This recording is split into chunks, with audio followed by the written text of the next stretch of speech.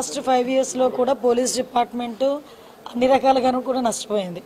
అంటే వాళ్ళకి minimum finger print authentication system దగ్గర నుంచి సీసీ కెమెరాల మెయింటెనెన్స్ కూడా ఏమీ లేకుండా పోయినాయి. ఈవెన్ దో ఈరోజు పోలీస్ స్టేషన్స్ కూడా చాలా కండెమ్ పొజిషన్స్లో ఉన్నాయి. సో వీటన్నిటి మీద కూడా ఒక ఛాలెంజింగ్ పొజిషన్ ఈరోజు బడ్జెట్ అన్నది పోలీస్ డిపార్ట్మెంట్కి పెట్టడం అన్నది వెరీ ఛాలెంజింగ్ పొజిషన్.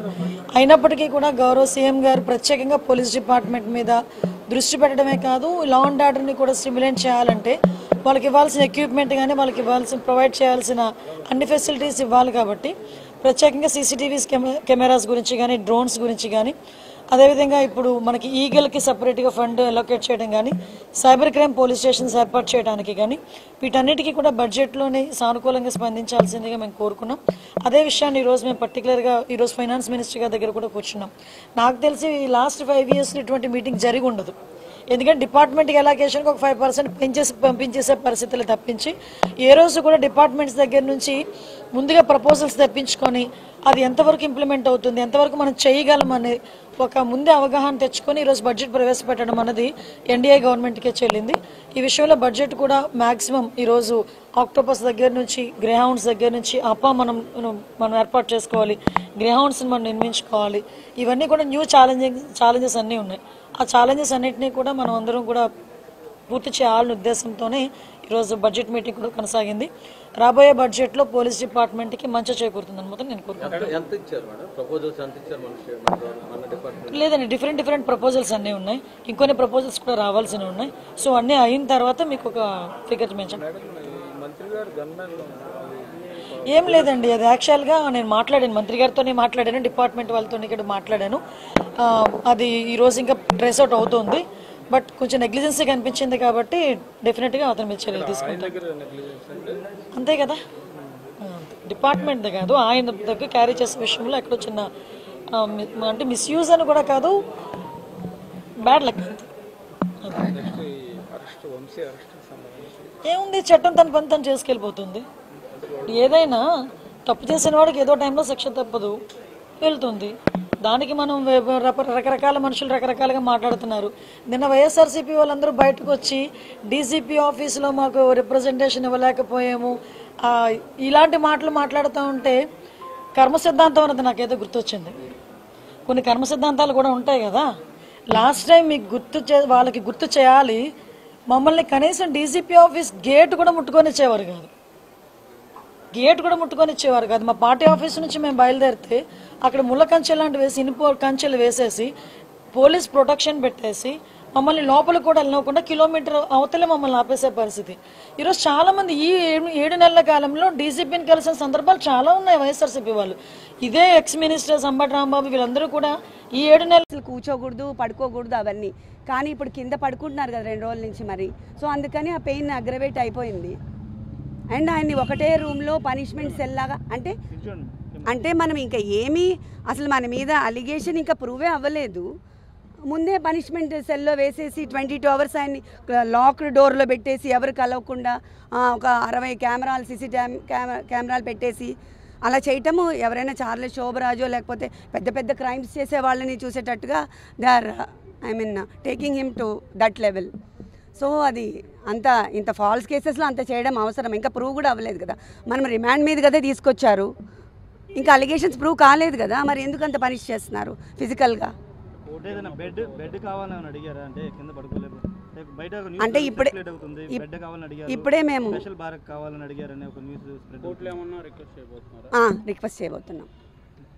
రిక్వెస్ట్ చేయబోతున్నాం మేము అది ఇప్పుడే. ఎందుకంటే ఆయన కింద పడుకోలేరు, కింద నుంచి లేవాలి ప్రతిసారి. జస్ట్ నేల మీద కదా, టెయిల్ బోన్ తగులుతూ ఉంటుంది కదా. టెయిల్ బోన్ మీకు అందరికీ తెలిసి ఉంటుంది, ఆ వెన్నెముకలో లాస్ట్లో ఉంటుంది. అది ఆల్రెడీ ఆయనకి ఫ్రాక్చర్ ఉంది పాపం. అదొకటి, బ్రీదింగ్ ఇష్యూస్ ఉన్నాయి. కోవిడ్ తర్వాత ఆయనకి చాలా బ్రీదింగ్ ఇష్యూస్ ఉన్నాయి, స్లీప్ యాప్నియా ఉంది. సో ఇవన్నిటికి అట్లా క్లోజ్ రూమ్లో లాక్ చేస్తే బ్రీదింగ్ ఆడదు కదా. బ్రీదింగ్ ఇష్యూస్ ఉన్న వాళ్ళకి ఆక్సిజన్ సప్లై సరిగా అవ్వదు. అవన్నీ ఫిజికల్గా టార్చర్ పెడుతున్నారు ఇప్పుడు.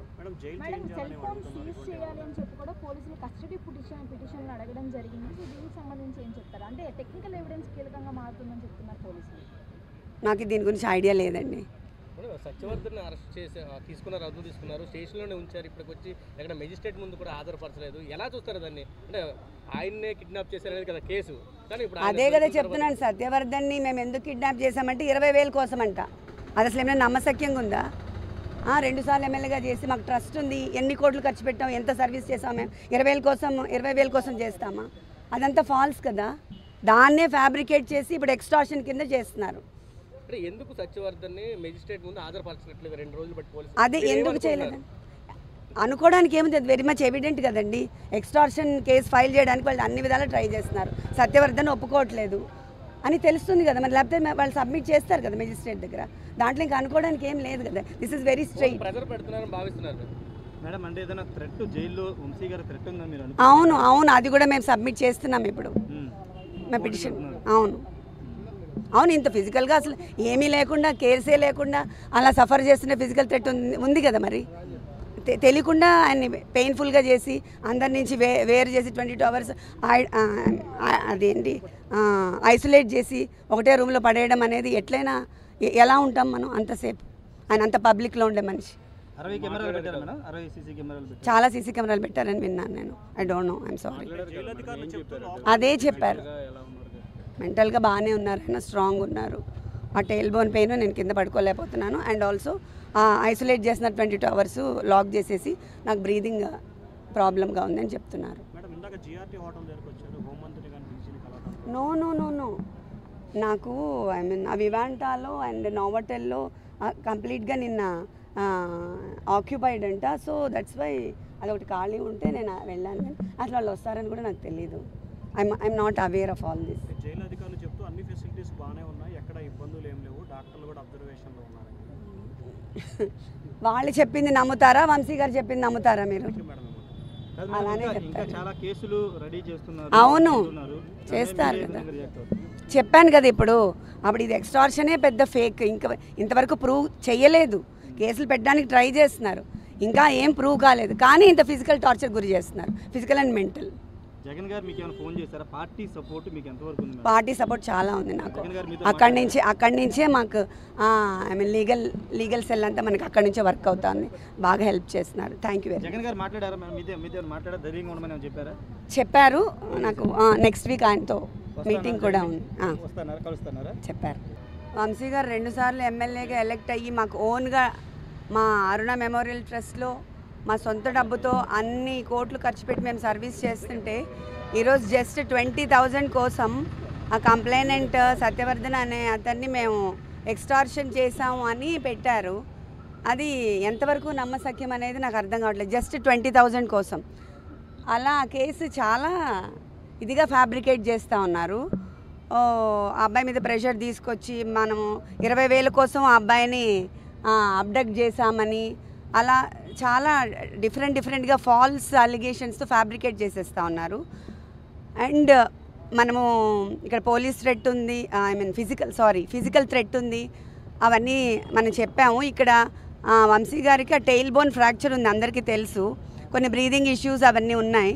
అయినా ఆయన్ని పనిష్మెంట్ సెల్ లాగా 22 hours ఒక రూమ్లో పెట్టేసి ఎవరు రాకుండా, ఎవరితో కాంటాక్ట్ లేకుండా అలా చేస్తున్నారు. ఇప్పుడు ఆయనకి బ్రీదింగ్ ఇష్యూ ఉంది, టెయిల్ బోన్ ఫ్రాక్చర్ అయింది, కింద పడుకోలేరు.